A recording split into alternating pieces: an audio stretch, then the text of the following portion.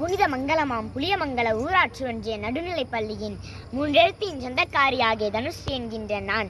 உயிரெழுத்தின் முதலெழுத்தாம் ஆ என்று தொடங்கும் என் அன்பு ஆசிரியர் பெருமான்களின் நல்லாசியுடன் கல்வியின் சிறப்பை பற்றி பறைசாற்ற வந்துள்ளேன் இம்மேடையில். ஒரு மனிதரின் ஒட்டுமொத்த வளர்ச்சிக்கும் கல்வி இன்றியமையாதது. முறையான கல்வி என்பது அடிப்படையில் ஒரு மனிதன் தனது வாழ்க்கைக்காக அடிப்படை கல்வி அல்லது சில வர்த்தக திறன்களை கற்றுக்கொள்ளும் ஒரு நடைமுறையாகும்.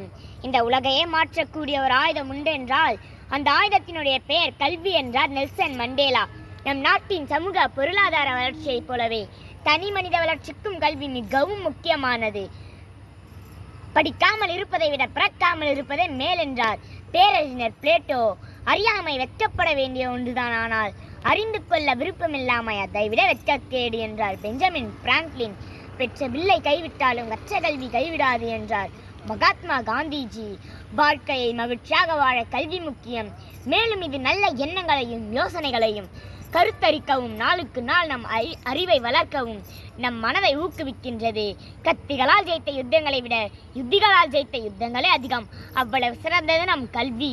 தூக்கு மேடை கழித்துச் செல்லும் வரை கூட படித்துக் கொண்டிருந்தார் நம் பகத்சிங். கூர்மை தீட்டப்படாத எதுவுமே முனை மழுங்கி போய்விடும். நம் மூளையும் அவ்வாறு. மூளை கூர்மை தீட்டப்பட வேண்டும் என்றால் நாம் தொடர்ந்து கல்வி கற்க வேண்டும். படுக்கின்ற இடத்தை கூட படிப்பகத்தின் அருகாமையில் இருக்க கேட்டார் நம் சட்ட மாமேதை அண்ணல் அம்பேத்கர். படித்துக் கொண்டிருந்த புத்தகத்தை முடித்து விட வேண்டும் என்பதற்காகவே தன்னுடைய அறுவை சிகிச்சையை அடுத்த நாள் மாற்றி வைக்க சொன்னார் பேரறிஞர் அண்ணா. என்ன ஒரு ஆச்சரியம்! படித்துக் கொண்டிருந்த புத்தகத்தை முடிக்காமல் தன் தூக்கத்தை மறந்தவர் முன்னாள் ஜனாதிபதி டாக்டர் ராதாகிருஷ்ணன் அவர்கள். என்ன ஒரு பெருமிதம் நமக்கு! ஆகவே கல்வி ஒரு மனிதரின் வாழ்க்கையில் முக்கியமான மற்றும் கட்டாய கூறுகளில் ஒன்றாக அமைகின்றது. இன்றைக்கு ஒவ்வொருவருடைய வாழ்க்கையிலும் கல்வி முக்கிய அங்கம் என்பதை நாம் அனைவரும் அறிவோம். படித்தால் மட்டுமே பாரதத்தை பாராள வைக்க முடியும் என்று படித்து சொன்னவர் மாமனிதர் டாக்டர் APJ அப்துல் கலாம் அவர்கள் அல்லவா? கற்றுக் கொடுப்பது மனித பண்பு, கற்றுக் கொடுப்பது மனித மாண்பு. கற்க துவங்குபவன் மாணவன், கற்றுக் கொடுத்து கொண்டே இருப்பவர் ஆசிரியர். நிறைய பட்டங்களை பெற்று தன்னுடைய பெயரை அலங்கரிப்பவரை விட நல்ல புத்தகங்களை படித்து தன்னுடைய மனதை அலங்கரிக்கும் ஆசிரியர்களே மேன்மையானவர்கள். அவர்கள் கற்றுத்தரும் கல்வியே மிக சிறந்தவை. இன்னும் ஒன்றை கூறிக்கொள்ள ஆசைப்படுகின்றேன். கற்கை நன்றே கற்கை நன்றே, பிச்சை புகினும் கற்கை நன்றே என்று அன்றே சொன்னார் அதிவீர ராமபாண்டிய மன்னர் அருந்தொகையிலே. யாரெல்லாம் இன்று புத்தகங்களை நோக்கி தலைகுனிகின்றோமோ அவர்கள் அத்துணை பேரும் நாளை இந்த உலகிற்கு முன்னால் தலை நிமிர்ந்து நிற்கலாம் என்ற ஒரே காரணத்திற்காக தான்.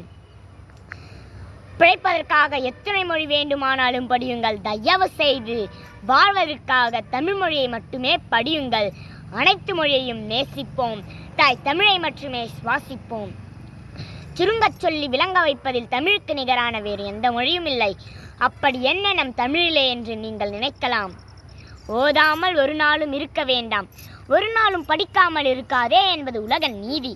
இளமையில் கல் ஆத்திச்சுவடியிலே அருமையாக கூறப்படுகிறது அல்லவா?